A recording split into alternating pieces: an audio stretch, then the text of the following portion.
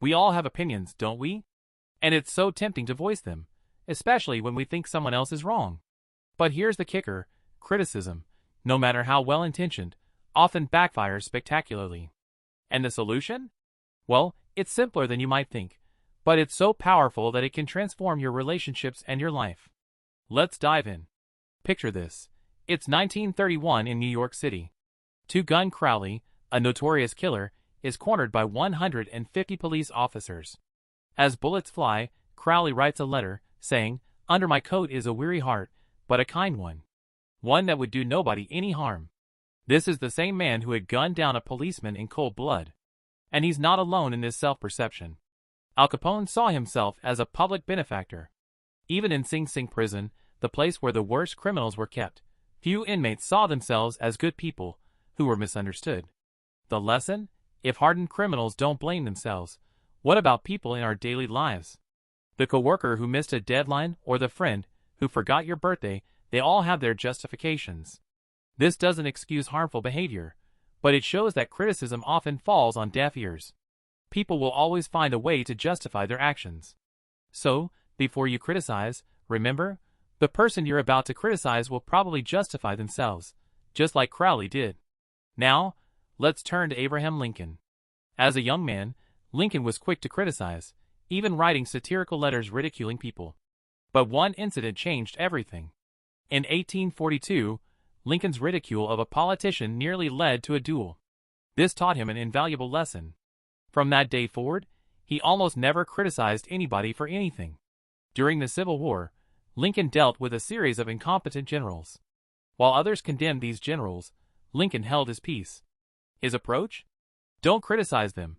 They are just what we would be under similar circumstances. After the Battle of Gettysburg, when General Meade failed to pursue Lee's defeated army, Lincoln wrote a stern letter, but never sent it. He realized it would only make him defensive and less effective as a commander. Here's a challenge.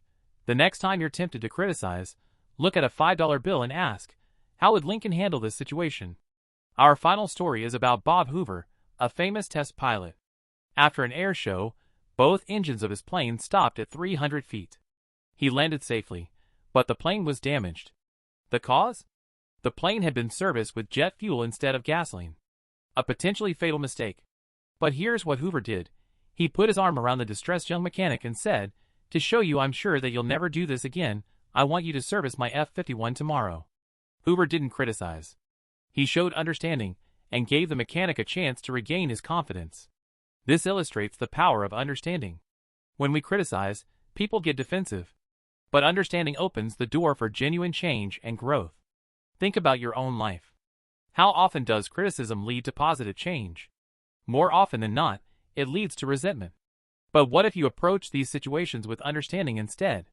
We've seen how even criminals justify their actions, how Lincoln's wisdom in avoiding criticism made him a great leader, and how understanding can turn a potential disaster into growth. The lesson is clear. Criticism often leads to defensiveness. Understanding opens the door to change. Here's your challenge. For the next week, catch yourself before you criticize.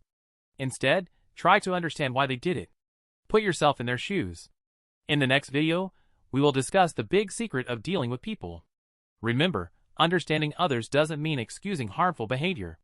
It means approaching others with empathy and creating an environment where genuine change is possible. Until next time, keep growing and keep understanding. Well, my channel is very new, and if you comment on my videos, I promise you will get a reply. Share in the comments a situation where you typically criticize others.